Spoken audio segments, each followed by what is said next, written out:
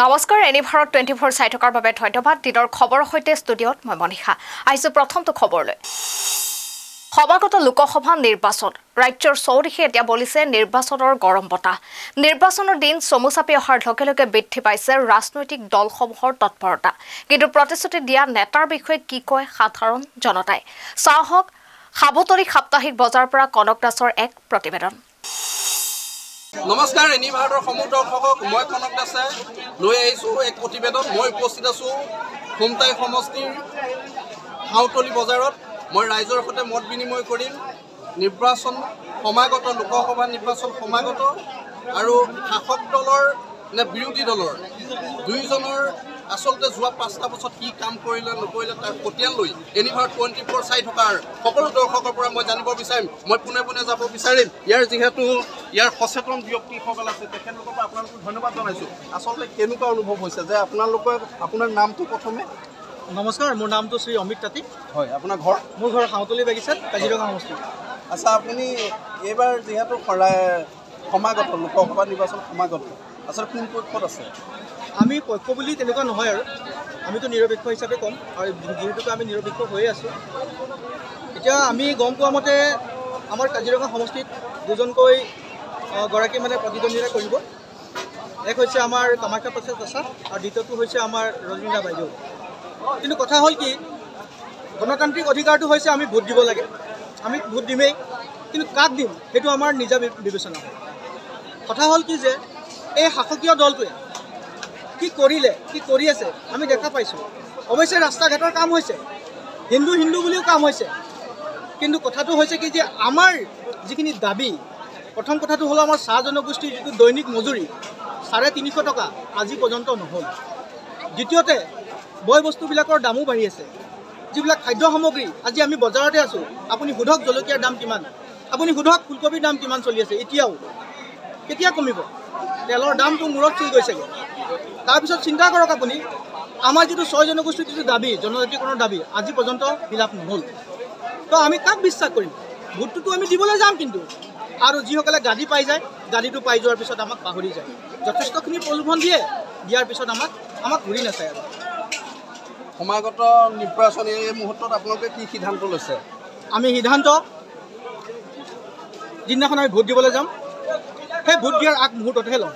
এতিয়ালৈকে আমি সিদ্ধান্ত লওঁ। ঠিক আছে, আপোনাক ধন্যবাদ জনাইছোঁ। আমি ভিতৰৰ ফালে যাবলৈ চেষ্টা কৰিম। আমি ইয়াৰ যিহেতু মই বিভিন্ন প্ৰান্তৰ যি সমষ্টি আছে, সমষ্টিবিলাকত আমি এনেধৰণে কথা কৈছোঁ। আপোনাৰ ঘৰ, আপোনাৰ কোন জেগা?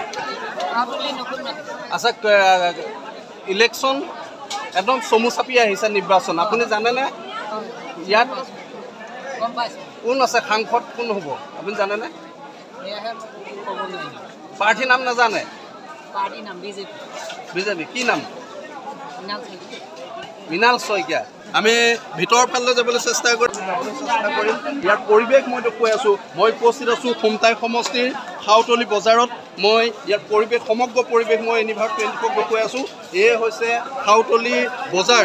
আচলতে সমষ্টিত তেওঁলোকে কিছু কৈছে, মই আপোনাৰ পৰা জানিম, যিহেতু ইয়াত আপুনি সংবাদ জগতৰ লগত জড়িত, আৰু কি ক'ব আচলতে সমাগত ক'ব লাগিব যে শাসক আৰু বিৰোধী দুয়োজন জনগোষ্ঠীৰ, আচলতে চাহ জনগোষ্ঠীৰ দুগৰাকী কেবিনেট মন্ত্ৰীয়ে হয় আৰু ইফালে প্ৰভাৱশালী নেতা। কি ক'ব দুয়োগৰাকী কিন্তু সমযুদ্ধ হ'ব বুলি কয়, আপুনি কি ভাবে এই মুহূৰ্তত?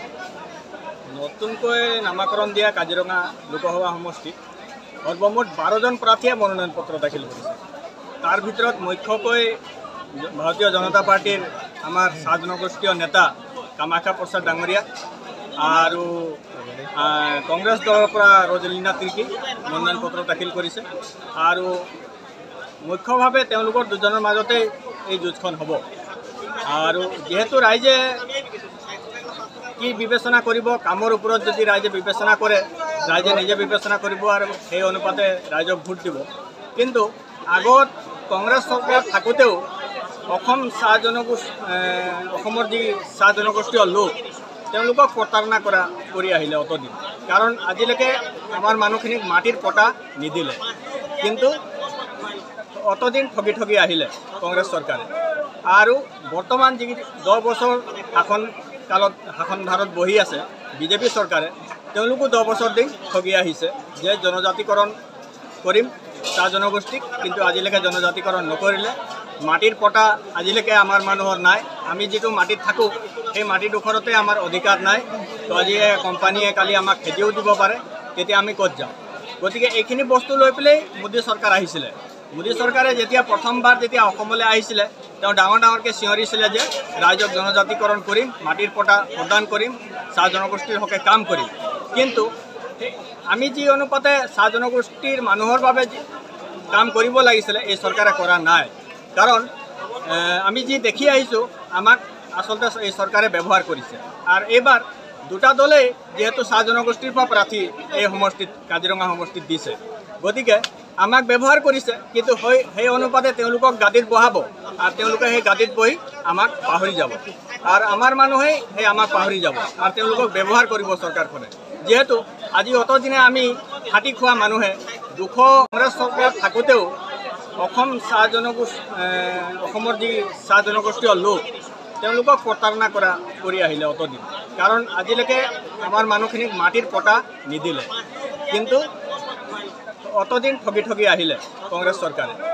আৰু বৰ্তমান যি 10 বছৰ শাসন ভাৰত বহি আছে বিজেপি চৰকাৰে, তেওঁলোকো 10 বছৰ দিন ঠগি আহিছে যে জনজাতিকৰণ কৰিম চাহ জনগোষ্ঠীক, কিন্তু আজিলৈকে জনজাতিকৰণ নকৰিলে। মাটিৰ পটা আজিলৈকে আমাৰ মানুহৰ নাই। আমি যিটো মাটিত থাকোঁ সেই মাটিডোখৰতে আমাৰ অধিকাৰ নাই। তো আজি কোম্পানীয়ে কালি আমাক খেতিও দিব পাৰে, তেতিয়া আমি ক'ত যাম? গতিকে এইখিনি বস্তু লৈ পেলাই মোদী চৰকাৰ আহিছিলে। মোদী চৰকাৰে যেতিয়া প্ৰথমবাৰ যেতিয়া অসমলৈ আহিছিলে, তেওঁ ডাঙৰকৈ চিঞৰিছিলে যে ৰাইজক জনজাতিকৰণ কৰিম, মাটিৰ পটা প্ৰদান কৰিম, চাহ জনগোষ্ঠীৰ হকে কাম কৰিম। কিন্তু আমি যি অনুপাতে চাহ জনগোষ্ঠীৰ মানুহৰ বাবে কাম কৰিব লাগিছিলে এই চৰকাৰে কৰা নাই। কাৰণ আমি যি দেখি আহিছোঁ আমাক আচলতে এই চৰকাৰে ব্যৱহাৰ কৰিছে। আৰু এইবাৰ দুটা দলেই যিহেতু চাহ জনগোষ্ঠীৰ পৰা প্ৰাৰ্থী এই সমষ্টিত কাজিৰঙা সমষ্টিত দিছে, গতিকে আমাক ব্যৱহাৰ কৰিছে। কিন্তু সেই অনুপাতে তেওঁলোকক গাদীত বহাব আৰু তেওঁলোকে সেই গাদীত বহি আমাক পাহৰি যাব, আৰু আমাৰ মানুহেই সেই আমাক পাহৰি যাব আৰু তেওঁলোকক ব্যৱহাৰ কৰিব চৰকাৰখনে। যিহেতু আজি অতদিনে আমি খাটি খোৱা মানুহে এতিয়া বৰ্তমান 232 টকা হাজিৰা। আজিকালি ইমান মূল্য বৃদ্ধি বস্তুৰ, যিহেতু যি দাম আপুনি বজাৰত যদি সুধি চায় পাচলিৰ দাম কিমান, অন্যান্য সামগ্ৰীৰ দাম কিমান, আমাৰ মানুহে 232 টকাত কি চলিব? 232 টকাত কি চলিব? আমাৰ আৰু এটা দাবী আছে যে হাজিৰা বৃদ্ধি, যিটো শ্ৰমিকৰ যিটো হাজিৰা বৃদ্ধি 351 টকা, সেই 351 টকাও এতিয়ালৈকে কৰি দিয়া নাই। গতিকে আমাৰ যিটো চাহ জনগোষ্ঠী অনেক সমস্যাৰে জৰ্জৰিত হৈ আছে আৰু খুব সাধাৰণভাৱে তেওঁলোকে জীৱন যাপন। মই ভিতৰৰ ফালে যাবলৈ চেষ্টা কৰিম। যিহেতু বাইদেউ আপোনাৰ পৰা অকণমান জানে, যিহেতু সমাগত নিৰ্বাচন, লোকসভা নিৰ্বাচন, আপুনি জানেনে প্ৰাৰ্থীগৰাকীৰ নাম? নাজানে? আপুনি জানেনে পাৰ্টি কোন পাৰ্টি জানেনে? নাজানে? এটা কথা ক'ব লাগিব যে এই গোটেই আউটলি বজাৰত আমি বিভিন্ন জনক আহিব কৰিছোঁ। তেওঁলোকৰ এটাই দাবী যে যিটো সময়ত চৰকাৰখনে 6 জনগোষ্ঠী বা তেওঁলোকৰ জাতিকৰণ হ'ব লাগিছিল বা তেওঁলোকৰ মাটি পটাকে লৈ বহুকেইটা আপত্তি তেওঁলোকে ইতিমধ্যে আমাৰ আগত মত প্ৰকাশ কৰিছে। আৰু এটা কথা কৈছে যে তেওঁলোকে বিগত 10 বছৰ অকল কংগ্ৰেছেই নহয় বিজেপিয়েও 10টা বছৰে কিন্তু তেওঁলোকে যি খতিয়ান বা তেওঁলোকে কেন্দ্ৰীয় চৰকাৰৰ ওচৰত সোণাৰীৰ টিয়ক দলঙৰ তলত হোলীৰ নিশা আনন্দ উল্লাসৰ মাজতে প্ৰবীণ খোদাল নামৰ যুৱকজনক অৰ্ধমৃত অৱস্থাত উদ্ধাৰ কৰিছিল আৰক্ষীয়ে। পিছত আৰক্ষীয়ে চিকিৎসালয়ত ভৰ্তি কৰিছিল যুৱকজনক।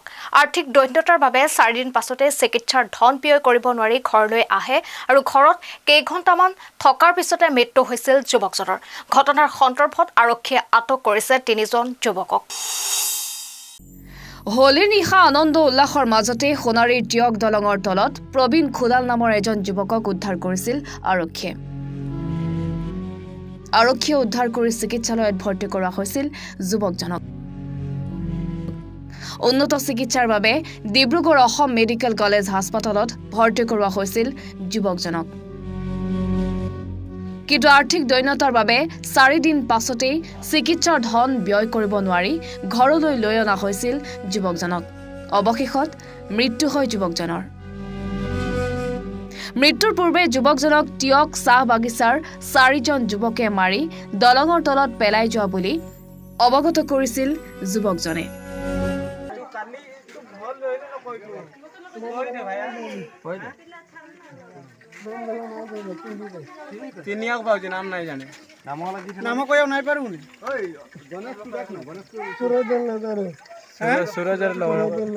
সুৰজৰ লগৰ গেলা আছে আৰু কিমান জন মাৰ থাকে তাকে 3 লোক আছে তাৰ বাহিৰে একজনকো তো নাম নাই জানে সুৰজ জানে সুরজ একদম পুরা জানে ফটো দেখাইছি না পাইবো একটা দুটা ফটো দেখাইছি ফটো মনে গুলি তুই যাও নাই পারিব না তোর হালতে বেয়া আছে ডলং টললু যে পেলেলা সেটা পেলেইছি না তুই নিজে ঢাপে দিল তাকে মারি পেলেলা পেলেলা একা তো কই র ফটো দেখো যু এইগুলা ছিল না কি দেখতো এইগুলা না ছিল নাকি ये तो कर देखा এইটা হ্যাঁ কোডা এইটা এইটা এর লড়াটা হয় এইটা সেটা জগতলা হ্যাঁ কিনা কর আর একজন কি ঠেলা এটা নয় না এটা দেখিয়া ওটা দাদা হয় এটা নয় না এটা আর একজন গুটি আকে দুনা না ছিল আকে দুনা না ওই কষ্ট আকে দুজনেই দিলা না দয়াবান আর একটা ছিল দয়াবান এই দুটা হয়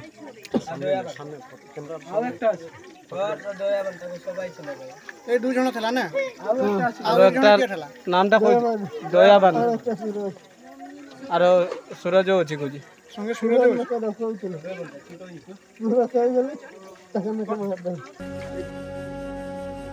গাঁৱৰ ৰাইজৰ আগত অৱগত কৰাত আৰক্ষীয়ে 3জন যুৱকক গ্ৰেপ্তাৰ কৰাৰ বিপৰীতে আনজন যুৱক পলাতক।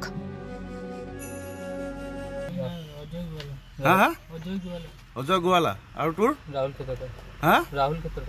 ৰাহুল ক্ষেত্ৰপাল আৰু তোৰ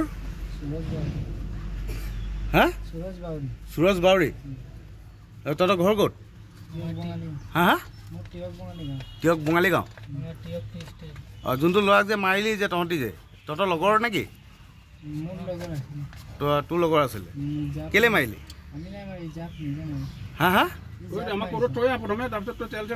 কেলে মাৰিলি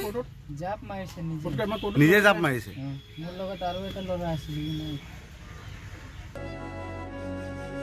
বৰ্তমান ঘটনাৰ তদন্ত অব্যাহত ৰাখিছে আৰক্ষীয়ে। একো কাজিয়া পেচাল নাই ন ল'ৰাটো বয়সটো কিমান হ'ব বয়সটো 18-19 বছৰ হ'ব ন আপুনি কোন হয় বাৰু তাৰ মিছেছ ন মানে বৌ আচ্ছা আচ্ছা আচ্ছা হেৰি এতিয়া কি কৈছে মানে প্ৰশাসনে কিবা কৈছে নেকি পুলিচ প্ৰশাসনে কৈছে সিহঁতক ধৰি আনিছে সিহঁতক সিহঁতে কি কৰে সেইটো আমি ক'ব পৰা নাই আমাক এতিয়া বৰ্তমান কোৱা নাই হয় তাকটো ঘৰৰ পৰা সুৰজে মাতি আনিছিলে শুই আছিলে সি সুৰজে ক'লে বৈ পেহী ঘৰত যাম জোৰ জবৰি কৰি বোলে ইমাৰ্জেঞ্চি কাম আছে বুলি তাক সুৰজে ঘৰৰ পৰা 4টা বজাত মাতি সুৰজ কি লিখে বুলি ক'লে বাউৰী সুৰজ বাউৰী ন তাৰপিছত 6টা নাই বজে আগতে আমাক ঘৰত ফোন কৰিছে ঘৰত ফোন কৰা নাই কাক ফোন কৰিছে সেইটো ক'ব পৰা নাই বোলে প্ৰবীণক মাৰি পেলাইলে তিয়ঙৰ ভিতৰত এনেকুৱা বুলি সুৰজে ফোন কৰিছে তাৰপিছত আমিতো গম নাপাওঁ কোনে মাৰিছে কোনে নাই কালি 4টামান বজাত হয় না 4টামান বজাত যেতিয়া প্ৰবীণক অনা হৈছে প্ৰবীণে ডাইৰেক্ট কৈছে আমাক বোলে মোক 4টা ল'ৰা মাৰিছে 4টাই মাৰিছে ন বোলে সুৰজৰ নাম কৈছে তাৰপিছত 2টা ফটো দেখাইছে তাৰপিছত দয়াবান নে কি দয়াবান আৰ তাৰ ঘৰ পকালাইন বুলি হেনকা বুলিয়ে কৈছে ইয়াৰ হয় এটো মঙ্গল মোৰ নাম গণেশ নিক দাস মোৰ ভাইটি হয় মই মোৰ পেহী ল'ৰা হয় মঙ্গলবাৰ 4টা বজাত সুৰজ বানিক দাসে তাক ঘৰৰ পৰা উঠাই আনিলে চাইকেলত মেলি মই সুধিলোঁ ক'ত গৈছ তোৰ নগালেণ্ডৰ পৰা অহা 2 দিন হৈছে কি কৈছে নহয় বোলে সুৰজৰ বোলে বৰ্মা ঘৰলৈ যাম এনেকুৱা ক'লে তাৰপাছত 1.5 ঘণ্টা পাছত শুনিছোঁ কি বোলে সি নৈতলত পৰি আছে তাৰপিছত মই হকা খুন্দাকৈ আহিলোঁ বাইক লৈ আহি চাইছোঁ পুলিচেও আহি পালে সেই টাইমত মানুহ কিছুমানে তাক উঠাই থৈছে অটত পুলিচে আৰু অটৰ পৰা চেঞ্জ কৰি পুলিচে থানাত আনিলে থানাৰ পৰা লগালগ ৰজাপুখুৰী ল'ল ৰজাপুখুৰীত তাৰ পৰা মই গাড়ীত উঠাই থ'লোগৈ ডিব্ৰুগড়লৈকে ডিব্ৰুগড়ত 2 দিন অক্সিজেন লাগি থাকিলে 2-3 দিন তাৰপাছত সি কৈছে তাৰ ককাইক 2টা গৈছিলে ককাইক কৈছে মোক মাৰি পেলালে বুলি কৈছে মই হাকিটো দিম এনেকুৱা ক'লে ষ্টেটমেণ্টটো দিম তাতো দিলে কোনে তাৰ ককাই সুধিলে কোনে মাৰিছে বুলি ষ্টেটমেণ্ট দিলে নামবিলাক ল'ৰাবিলাকৰ 4টা তাৰপাছত ক'লে বোলে ব'লা বোলে মোক ককাই ওচৰত লৈ ব'লা এনেকুৱা ক'লে ঘৰলৈ ব'লা কালি লৈ আহিলে ঘৰলৈ মোক কৈছে মই সুধিলোঁ আমাৰ চন্দন ঘাটলক মই মাতিলোঁ মই ক'লোঁ আমাৰ ভাইটিয়ে আহিলে আৰু ষ্টেটমেণ্ট দিব বুলি কৈছে অক্সিজেন খুলি কৈছে 2 চামুচ ভাত খোৱা মই গোটেইখিনি কথা কৈ দিম এনেকুৱা ক'লে ৰাজ্যত ধুমুহা আৰু শিলাবৃষ্টিৰ তাণ্ডৱ ধুমুহা আৰু শিলাবৃষ্টিৰ ফলত বিস্তৰ ক্ষতিসাধন বৰাক উপত্যকাত বৰাকৰ 3খন জিলা হাইলাকান্দি কৰিমগঞ্জ কাছাৰত শিলাবৃষ্টিৰ ফলত ক্ষতিসাধন হৈছে কেইবাটাও বাসগৃহ বিভিন্ন অঞ্চলত ক্ষতিসাধন হৈছে বাসগৃহৰ লগতে কেইবাখনো বাহন 1 ঘণ্টা জোৰা এই শিলাবৃষ্টি আৰু ধুমুহাৰ ফলত স্তব্ধ হৈ পৰিছে জনজীৱন ৰাজ্যত ধুমুহা আৰু শিলাবৃষ্টিৰ তাণ্ডৱ ধুমুহা আৰু শিলাবৃষ্টিৰ ফলত বিস্তৰ ক্ষতিসাধন হৈছে বৰাক উপত্যকাত হাইলাকান্দি কৰিমগঞ্জ আৰু কাছাৰ জিলাত শিলাবৃষ্টিৰ ফলত ক্ষতিসাধন হৈছে কেইবাটাও বাসগৃহত হঠাৎ অহা শিলাবৃষ্টি আৰু ধুমুহাৰ ফলত হাইলাকান্দি জিলাৰ বিভিন্ন অঞ্চলত ক্ষতিসাধন হৈছে বাসগৃহৰ লগতে কেইবাখনো বাহন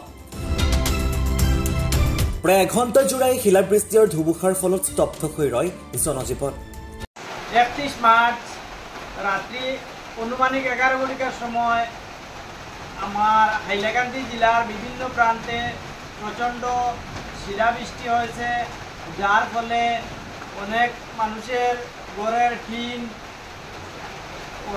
টিন চূর্ণ বিচূর্ণ হয়েছে শিলাবৃষ্টির কারণে এরকম শিলাবৃষ্টি কয়েক বছরের মধ্যে আমাদের এখানে হয়নি অনেক মানুষ আজকে রাত্রে থাকার মতো জায়গা নাই আমার নিজের ঘরেও অনেক ক্ষয়ক্ষতি হয়েছে যার দরুন আজকে রাত্রে একদিকে রমজান মাস মানুষে রাত্রে শেষ রাতে জাগিয়ে সেহরি খেতে হয় এদিকে রমজান থাকা অবস্থায় মানুষ অনেক কষ্টের মধ্যে রয়েছে আজকে হাইলাকান্দি জেলার বিভিন্ন প্রান্তে আমরা খবর নিয়ে দেখেছি মানুষ খুবই কষ্টের মধ্যে রয়েছে গতিকে হাইলাকান্দি জেলা প্রশাসনের দৃষ্টি আকর্ষণ করে বলছি যে আগামীকাল অতি সত্বর জেলা শাসক মহোদয় যাতে ইমার্জেন্সি ফান্ড থেকে মানুষকে কিছু সাহায্য করে টিনের ব্যবস্থা করে দিন নতুবা অনেক মানুষ এই রমজান মাসের মধ্যে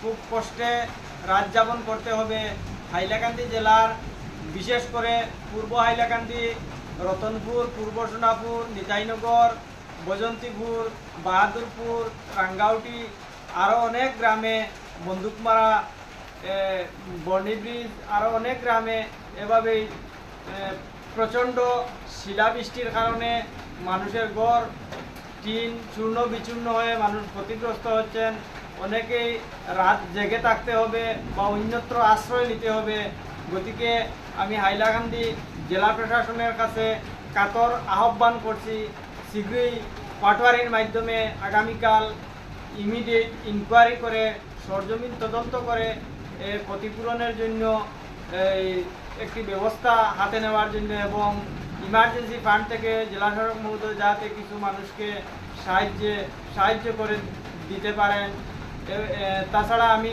হাইলাকান্দির 3 বিধায়কের দৃষ্টি আকর্ষণ করছি এ বিষয়ে বিহিত পদক্ষেপ নেওয়ার জন্য ধন্যবাদ হাইলাকান্দিৰ পৰা সুৰজিত দেৰ ৰিপোৰ্ট এনি ভাৰত 24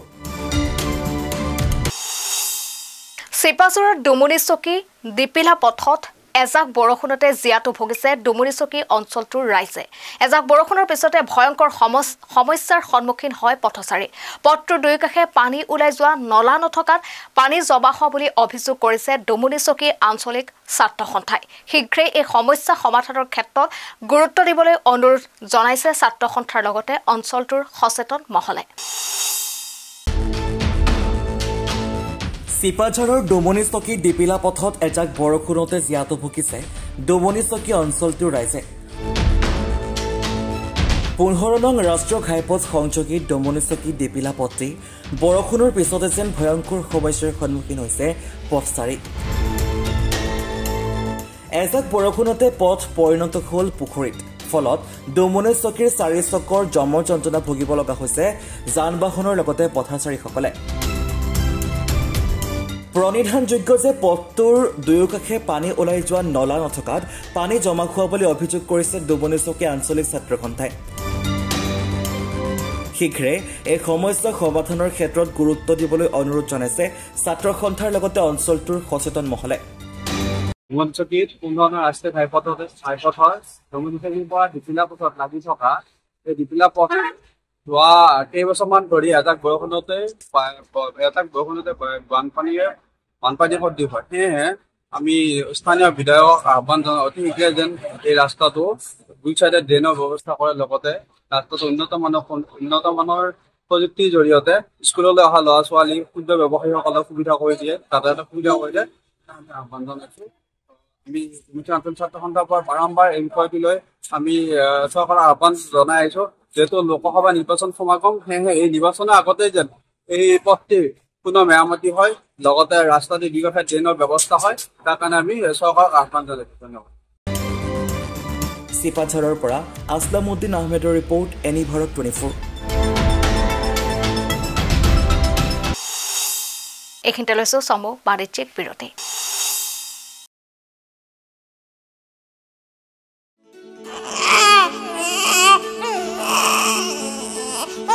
অভিনন্দন, আপোনাৰ এজনী ছোৱালী জন্ম হৈছে।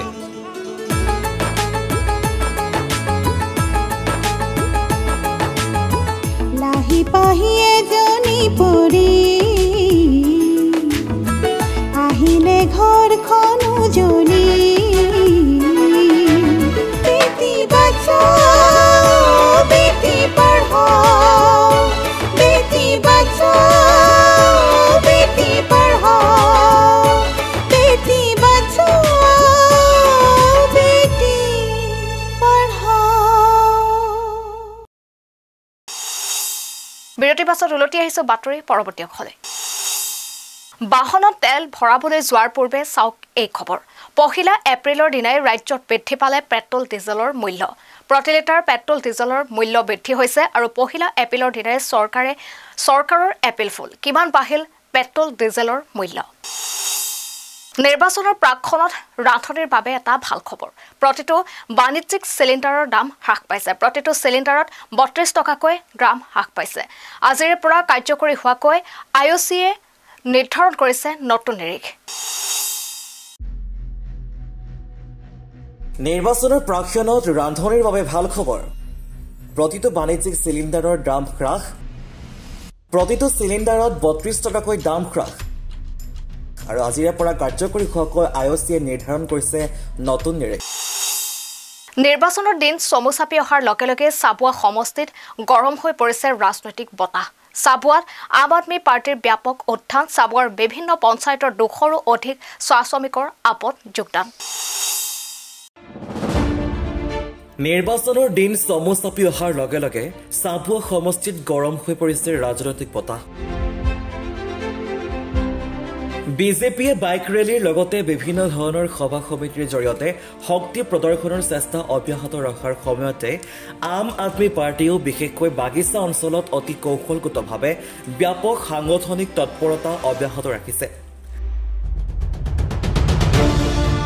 আজি ডিব্ৰুগড়ত প্ৰাৰ্থী মনোজ ধানোৱাৰে নিতৌ সমষ্টিটোৰ বিভিন্ন ঠাইত নিৰ্বাচনী প্ৰচাৰ অব্যাহত ৰাখিছে যদিও চাবুৱা সমষ্টিৰ অন্তৰ্গত শিয়ালকাঠি চাহ বাগিচাত মনোজ ধানোৱাৰে নিৰ্বাচনী প্ৰচাৰ চলায়।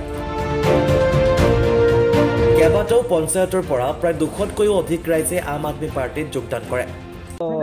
মানে উৎসাহিত হৈছোঁ, কাৰণ শিয়ালকাঠি এইটো আছিলে আগৰ চাবুৱা সমষ্টি, যিটো আগত লখিমপুৰ লোকসভাৰ অন্তৰ্গত আছিলে। গতিকে ইয়াত আমি সাংগঠনিক কাম কাজ তেনেকৈ বিশেষ কৰা নাছিলোঁ। প্ৰথমবাৰৰ কাৰণে আমি যোৱা 6-7 মাহ সাংগঠনিক কাম কাজ কৰিছোঁ আৰু প্ৰথম নিৰ্বাচনী সভা হয়, যিটোত আমি ইয়াতে আহি অংশগ্ৰহণ কৰিছোঁ আৰু প্ৰায় 4টা গাঁও পঞ্চায়তৰ পৰা 200তকৈও অধিক ইয়াতে নেতৃবৃন্দক লগত লৈ তেওঁলোকে জইন কৰিছে, ইয়াত যোগদান কৰিছে।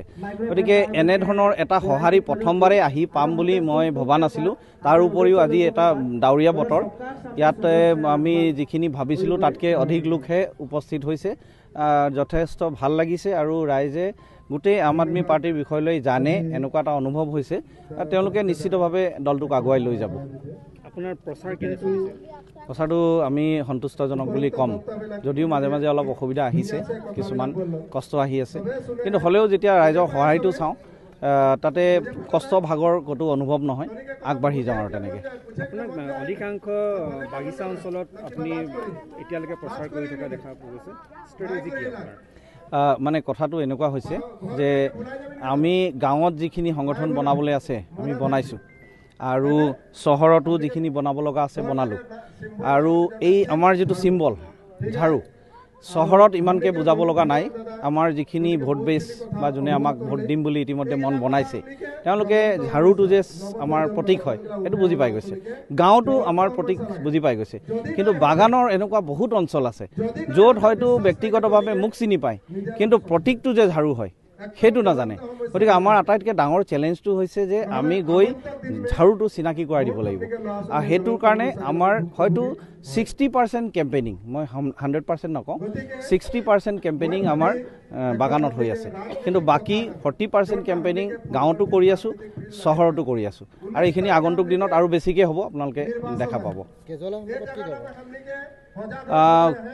মই এটা কথাই ভাবোঁ, ৰাইজক যেতিয়া আমি কথাখিনি কওঁ ৰাইজে বুজি পায়, আৰু ৰাইজে এটাই মনত থিৰাং কৰিছে যে ভোটদান কৰি অৰবিন্দ কেজৰিৱালৰ প্ৰতি যিটো অন্যায় হৈছে তেওঁলোকে প্ৰতিবাদ জনাব, আৰু আম আদমি পাৰ্টিক জিকাই মেলি আমি যেতিয়া আমাৰ সাংসদসকল যাব নিশ্চিতভাৱে চৰকাৰৰ ওপৰত এটা হেঁচা প্ৰয়োগ হ'বই, আৰু যিটো ED বা CBI দুৰ্ব্যৱহাৰ হৈ আছে এই মিছ ইউজটো ৰখাব পাৰিম বুলি এটা আমাৰ বিশ্বাস।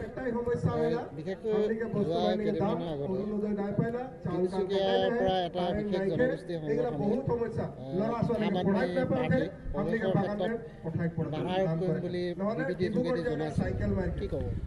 চাওক, মই প্ৰথমতে এটা কথা কওঁ যে কোনসকলে সেইটো তেনেধৰণৰ মন্তব্য দিছে মই তেওঁলোকক চিনি নাপাওঁ, প্ৰথম কথা হ'ল। দ্বিতীয় কথাটো হৈছে যে আমি এটা বস্তু নিৰ্বাচনৰ মাজত সদায় মন দিব লাগিব, নিৰ্বাচন 19 তাৰিখলৈকে আছে, 19 তাৰিখৰ পিছত কিন্তু নিৰ্বাচন শেষ হ'ব। আমাৰ একেখন সমাজ হয়, একেখন সমাজত আমি চবেই ভাই বন্ধু হিচাপে থাকিব লাগিব, যেনেকৈ আমি আজি আছোঁ। আমি নিৰ্বাচনৰ মাজত বিভাজন সৃষ্টি কৰিব নালাগে বা এনেকুৱা মন্তব্য দিব নালাগে যিটো সমাজত বিভাজন সৃষ্টি কৰে। আমি যদি বিভাজনকাৰী ৰাজনীতি লওঁ তেতিয়াহ'লে কিন্তু 19 তাৰিখৰ পিছত যিখন সমাজ অসমত আমি দেখা পাম সেইটো হয়তো সুস্থ সমাজ নহ'ব। যোনেও যি মন্তব্য কৰক, মই চবকে এটাই অনুৰোধ কৰিম যেন আমি সমাজৰ বিভিন্ন জাতি বৰ্গ চবকে সন্মান ৰাখি আমি মন্তব্যখিনি দিব লাগে। অসম চবৰে হয়, অসমখন চবৰে হয়। নগাঁৱৰ কঠীয়াতলী লুংপুঙত ভয়ংকৰ পথ দুৰ্ঘটনা, তীব্ৰবেগী বাহনে মহতিয়াই নিলে পথচাৰীক। দুৰ্ঘটনাত থিতাতে নিহত হয় পথচাৰীজন। ৩৬ নং ৰাষ্ট্ৰীয় ঘাইপথত সংঘটিত হৈছে এই ভয়ংকৰ ঘটনা। ঘটনাস্থলীত কঠীয়াতলী আৰক্ষী উপস্থিত হৈ উদ্ধাৰ কৰিছে মৃতদেহ, আৰু এই পৰ্যন্ত চিনাক্ত হোৱা নাই মৃত লোকজনৰ পৰিচয়। এই মুহূৰ্তত জনাই আছো এটা ডাঙৰ খবৰ। নগাঁৱৰ কঠীয়াতলী লুংপুঙত ভয়ংকৰ পথ দুৰ্ঘটনা, তীব্ৰবেগী বাহনে মহতিয়াই নিলে এজন পথচাৰীক। দুৰ্ঘটনাত থিতাতে নিহত হয় পথচাৰীজন, আৰু ৩৬ নং ৰাষ্ট্ৰীয় ঘাইপথত সংঘটিত হয় এই ঘটনাৰ ঘটনাস্থলীত কঠীয়াতলী আৰক্ষী উপস্থিত হৈ উদ্ধাৰ কৰে মৃতদেহ। অৱশ্যে পৰ্যন্ত চিনাক্ত হোৱা নাই মৃত লোকজন।